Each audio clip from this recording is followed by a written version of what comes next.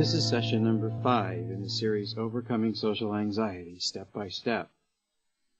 The first thing we want to do is check on your progress during the last week, using the methods and strategies you practiced for the last 7 days. We all wish there was a shortcut or a magic pill that would help us overcome social anxiety right this very minute. But unfortunately, there isn't. We need to be constantly aware that we are in the process of changing our thinking and the way we respond to social events. There are no shortcuts to this. It takes consistency, repetition, and reinforcement to ensure these changes become automatic and permanent in your mind.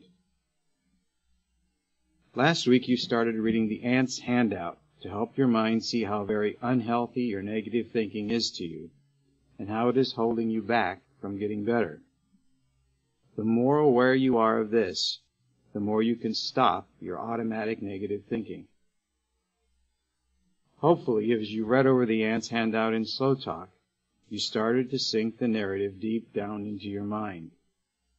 If you have started this process, then you have already noticed a change or two as a result. Most people, after a week or two of reading the Ants handout to themselves, pick up some fairly strong short phrases from it, such as lying ants, bullies, or pathological liars. Longer phrases such as, these ants couldn't tell the truth if they tried, and if I believe them, I'll be trapped, entombed, and immobile, are sometimes also remembered more quickly and automatically. Many people begin to have these short statements pop into their mind during the first week of reading this handout. In other words, when you notice you are having automatic negative thinking, or ants, you catch yourself, and immediately a short thought, like lying ants, runs through your mind. You are labeling this automatic negative thought as a liar.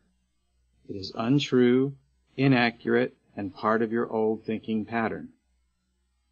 The more you catch automatic negative thinking, label it as a liar, and move on to something else to get your mind off ants thinking, the easier and more automatic this becomes. If this isn't happening for you yet, don't worry. Just keep on reading and rereading the Ants handout, and these new phrases will begin to pop into your mind automatically as time goes by. See if you can feel the strength and power in these rational phrases when you slow yourself down. And notice that these descriptions of ants' thoughts and feelings are rational descriptions. It is very true that your automatic negative thinking is not telling you the truth. The more quickly you start to catch these old ants' thoughts, stop them, turn them around, and find something else positive to do instead of dwelling on them, the less and less the ants' thoughts are going to be able to control your mind. Your brain pretty much works like this.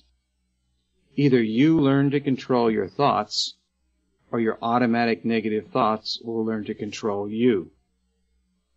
The choice really is up to you.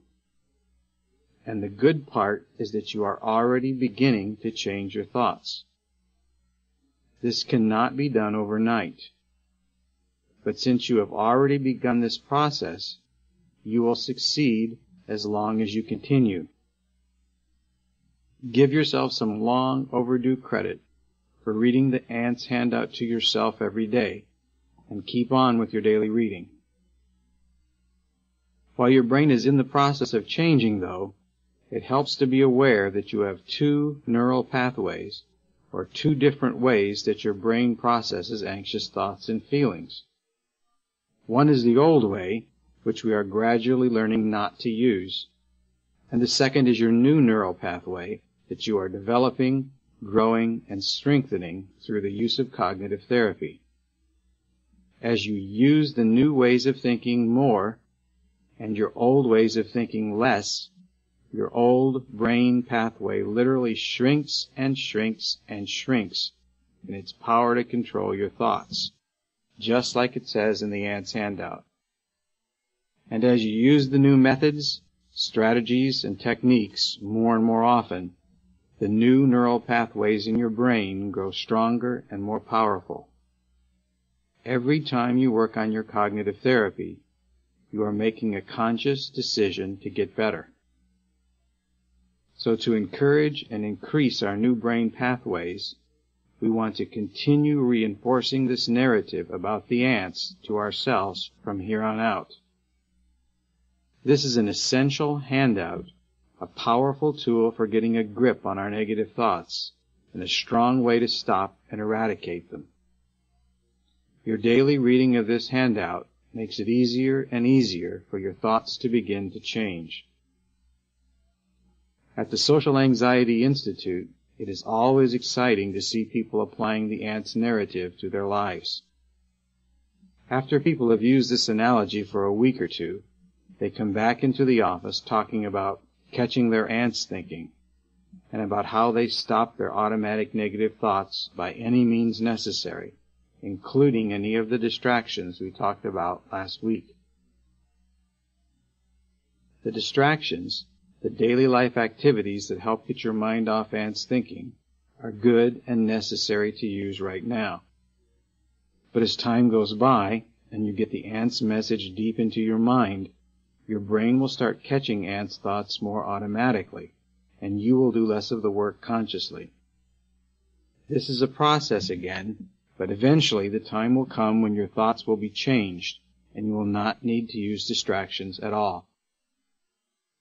Remember that those automatic negative thoughts are your old thoughts, your old habits, your old ways and patterns of thinking. It is not your fault that you are currently thinking in a negative cycle. You weren't born thinking negative thoughts. You weren't born socially anxious. None of this was your choice. You are not to blame for the past. Yet, you are the only one who can do something about your future. So what we are working on daily is cleaning up the mess that other people and other situations started. If we can be conditioned and trained to learn and think negatively and anxiously, we can also learn to think and feel rationally and positively. And that's what you're in the process of doing right now. The parable of the ants convention that you read over last week is there to reinforce this concept to you. Your old thoughts are just that, old thoughts, that we choose not to pay attention to anymore. The more we refuse to listen to ants, the more they have no choice but to shrink, shrivel up, and go away. Each one of us can decide to think and feel differently, and that is what you've already started to do. By reading, reinforcing, and reprogramming your mind with these handouts, you are accurately convincing yourself of what is rational and what is true. You and I have believed untruths, actually lies, for so very long that these lies sometimes feel very real. But in truth, they are not. The rational thoughts you are developing are more accurate and truthful. We need to keep gently moving in this healthy, truthful direction. Let's try some new statements on for size here. Number 1. Consider this. You're standing in the grocery store checkout line and you're feeling very self-conscious. But you look perfectly normal to everyone else as you're standing there in line. Look around yourself slowly. Prove to yourself that people aren't staring at you, laughing behind your back, or making fun of you. Or number 2, consider this. People are not looking at you disapprovingly as you walk around at work or in the shopping mall. Test this out slowly. Look around slowly. I think you'll find people are in their own little worlds, and they're not paying very much attention to you at all. Number 3, maybe you are like I used to be. I expected everyone to dislike me. I felt inferior to other people. Because my self-worth was damaged, and I was not able to think rationally and accurately about myself. I didn't even feel I could say hello to another person correctly. I couldn't look them in the eye properly, and I didn't know what to say to them. So when I met new people, I was already expecting to look and sound foolish. I should have considered this. People did not dislike me even before they met me. This inaccurate belief of mine set me up for feeling inferior and being inhibited. This belief or expectation of mine made me afraid to meet new people. This negative and untruthful belief about myself prepared me to feel lower than other people, because my old aunt's thinking constantly told me, they won't like me. I'll be so nervous I won't even be able to smile at them, and I won't know what to say. I'm just an idiot. I'm no good at small talk. How could anyone like me? At the time, these were my expectations and beliefs. But these expectations and beliefs were inaccurate and untruthful. My beliefs and expectations were built on a false foundation. They were built on lies. They were a part of my own old automatic negative thinking, and I constantly set myself up to feel that way. I never did it on purpose, nor did I know at the time that was going on. But the more I had these negative feelings and thoughts about myself, the more I felt stupid, foolish, and hopeless. Number 4, consider this. People do not dislike you if you run out of things to say or don't know how to make small talk. Everyone has this happen to them at times, and it's a normal human response. You don't want to make friends with everyone you meet anyway. And if no one is saying anything, that means the other person is silent too. Why are you blaming yourself when it takes 2 people to create a silence? These are just small examples of the direction we want our thoughts to take. But all of these situations can make us nervous and uncomfortable, and it is always helpful to realize rationally that people are not judging or ridiculing us as much as we think they are sometimes. Other people really don't need to criticize us. We seem to do this to ourselves quite well. Why do we have such negative perceptions of ourselves? Why do we automatically expect to be anxious in social situations? Why do we expect to be embarrassed? Why do we expect to feel like a misfit or an outcast? Why do we expect we will not be able to talk normally with other people? We are expecting to be defeated even before we start. Why are we doing this to ourselves? Notice these expectations are made up of many thoughts, not just one ant thought. These groups of ants' thoughts are belief systems. They are deeply ingrained in our minds because in the past we have had difficulty and felt an extreme amount of anxiety in these situations. We have very bad memories of what we have gone through in the past, how it made us feel, and how we judged ourselves as a result.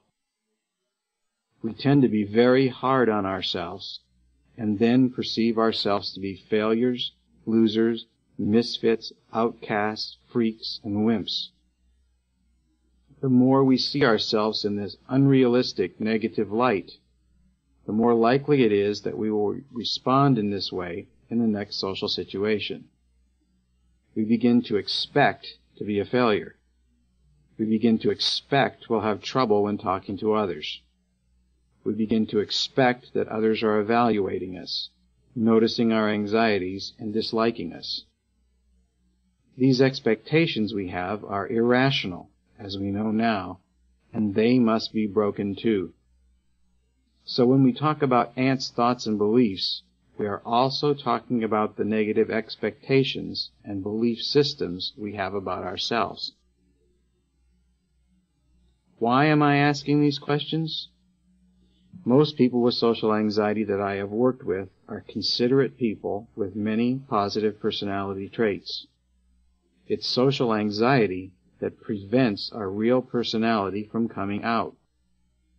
Because we are too shy and inhibited, we hold back and are afraid to show others who we really are. And this many times comes across to others as being unfriendly, aloof, uncaring, or arrogant. This is particularly ironic, because inside we are anxious and fearful. But we usually hide it so well that it makes us feel tense, bottled up, and inhibited. It is hard to look open and friendly when you're feeling this way. It is also true that because of our old negative beliefs and expectations, and because of our anxiety and fear, we pull back. And some people interpret our reactions as arrogance, unfriendliness, and aloofness. My own social anxiety caused my face to freeze when I found myself in tense social situations. The muscles in my face would freeze up tight so that I couldn't even smile. People generally did not respond well to me, but it wasn't because they didn't like me, it was because they didn't know me. They didn't know the real me, the person underneath all the anxiety and fear that I felt. On the surface, my anxiety was so strong that I couldn't smile.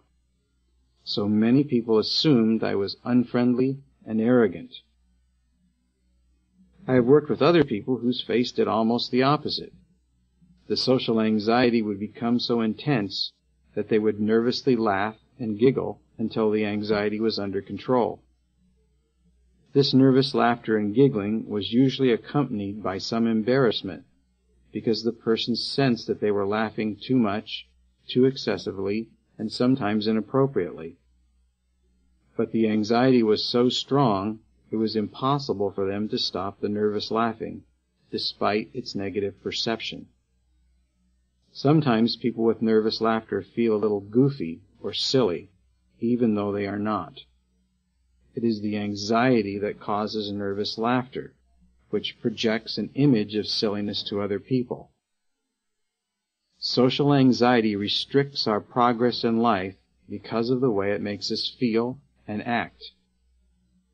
Because my social anxiety prevented me from smiling, people usually said I was too serious, that I wasn't personable, and that I looked mean or arrogant. I even had strangers walk past me and say, "Smile, life can't be that bad." Of course, when anyone says something like that to you, it makes you feel even worse. At the time this was happening to me, I had no support or help, and I didn't know how to calm myself down. I didn't know how to use slow talk or thought stoppage.